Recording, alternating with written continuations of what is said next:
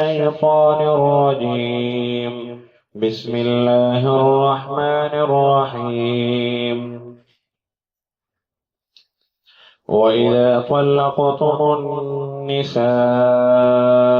فبلغن أجلهن فلا تعزلوهن أن ينكحن أزواجهن إذا تراضوا بينهم بالمعروف،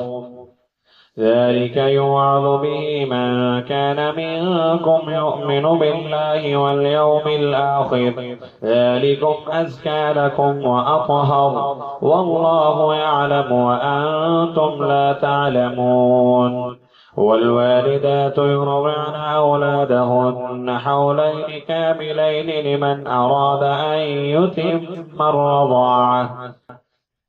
وعلى المولود له رزقهن وكسوتهن بالمعروف، لا تكلف نفس إلا وسعها، لا تضار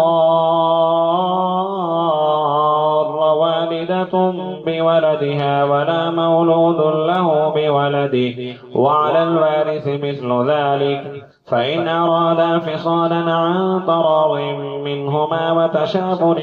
فلا جناح عليهما. وإن أردتم أن تسترضعوا أولادكم فلا جناح عليكم إذا سلمتم ما آتيتم بالمعروف، واتقوا الله واعلموا أن الله بما تعملون بصير. والذين يتوفون منكم ويذرون أزواجا يتربصن بأنفسهن 4 أشهر وعشرا، فإذا بلغن أجلهن فلا جناح عليكم فيما فعلن في أنفسهن بالمعروف، والله بما تعملون خبير. ولا جناح عليكم فيما عرضتم به من خطبة النساء أو أكننتم في أنفسكم، علم الله أنكم ستذكرونهن ولكن لا تواعدوهن سرا إلا أن تقولوا قولا معروفا، ولا تعزموا عقدة النكاح حتى يبلغ الكتاب أجله، واعلموا أن الله يعلم ما في أنفسكم فاحذروه، واعلموا أن الله غفور حليم. لا جناح عليكم إن طلقتم النساء ما لم تمسوهن أو تفرضوا لهن فريضة، ومتعوهن على الموسع قدره وعلى المقتر قدره متاعا بالمعروف حقا على المحسنين. وإن طلقتموهن من قبل أن تمسوهن وقد فرضتم لهن فريضة فنصف ما فرضتم إلا أن يعفون أو يعفو الذي بيده عقدة النكاح، وأن تعفوا أقرب للتقوى، ولا تنسوا الفضل بينكم إن الله بما تعملون بصير. حافظوا على الصلوات والصلاة الوسطى وقوموا لله قانتين، فإن خفتم فرجالا أو ركبانا فإذا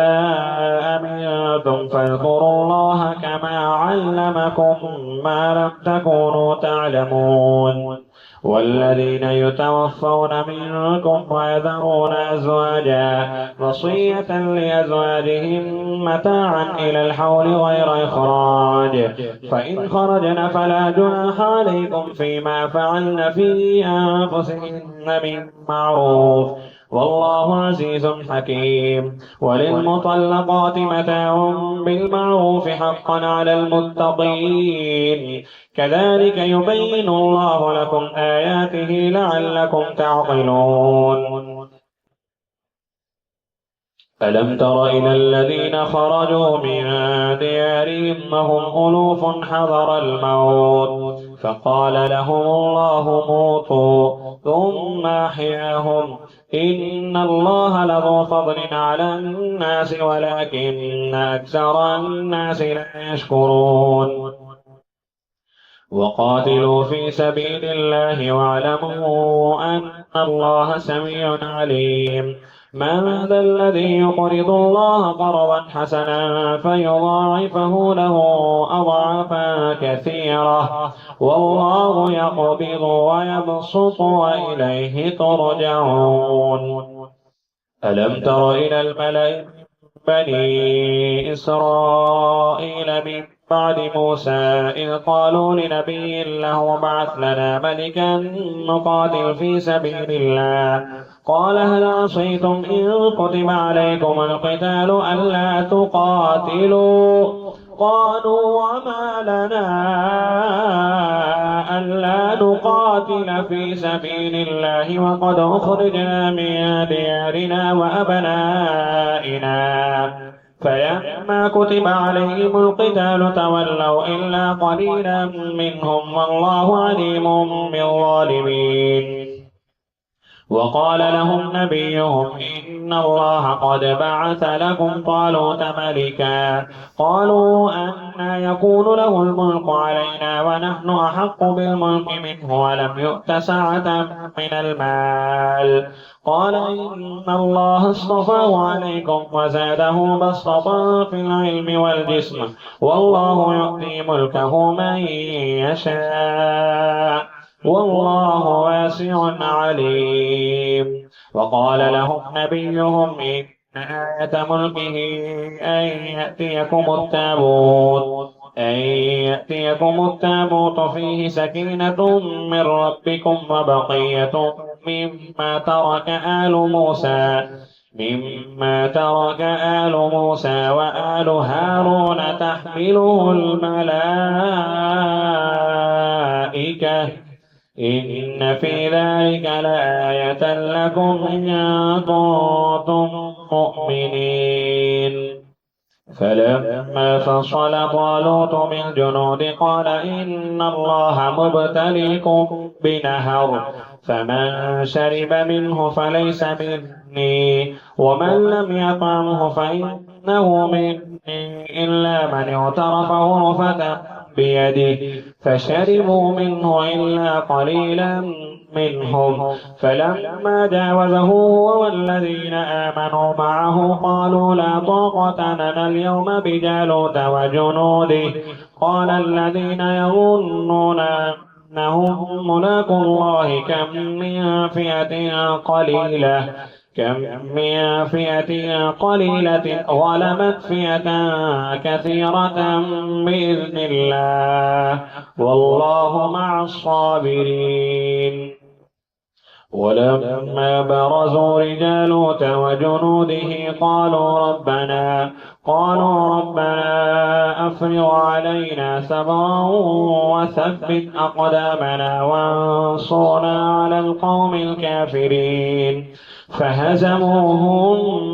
بإذن الله وقتل داود جالوت وآتاه الله الملك والحكمة وعلمه مما يشاء